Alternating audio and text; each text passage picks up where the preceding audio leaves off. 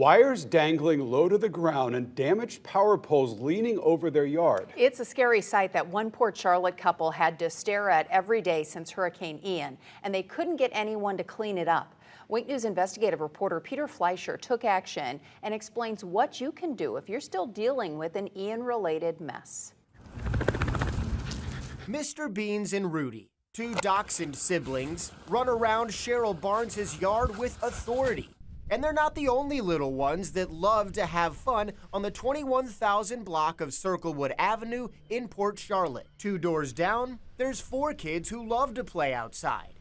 Further down, 2 more kids. I've waited and waited and waited for something to happen. The yards are mostly open.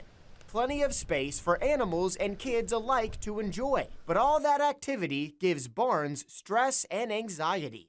I'm afraid somebody's going to touch one of these wires, and if it's a really bad live wire, they're going to get fried. I know my dog got zapped. During Hurricane Ian, like many neighborhoods, Circlewood Avenue took heavy damage. We came home to a disaster, and I've been trying to get things cleaned up around here. Easier said than done. Barnes called us desperate for help 16 months after the storm. When we first met, multiple damaged power poles sat in her backyard with wires hanging a few feet off the ground. Despite several calls to Florida Power and Light and CenturyLink, her internet provider during the storm, Barnes couldn't get anyone out to clean up. I've gotten nowhere with them. I've gotten promises that it would be transferred to the proper department, and I've gotten nowhere. Very terrible.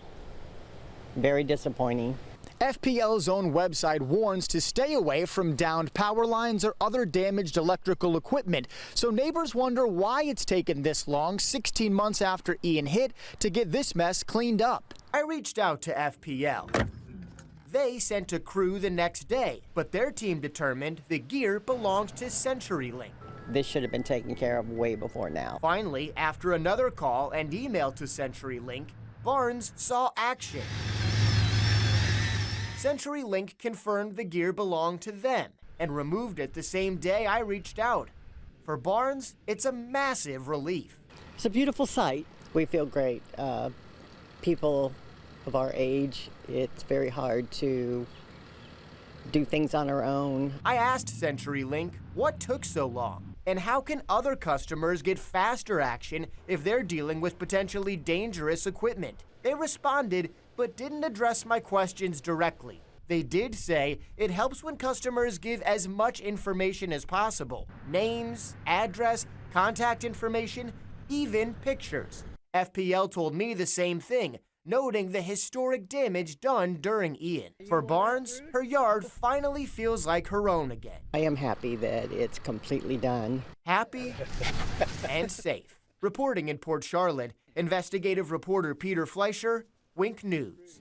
All right, good work, Peter. If you have something you'd like Peter or one of our investigators to check out, email investigations@winknews.com.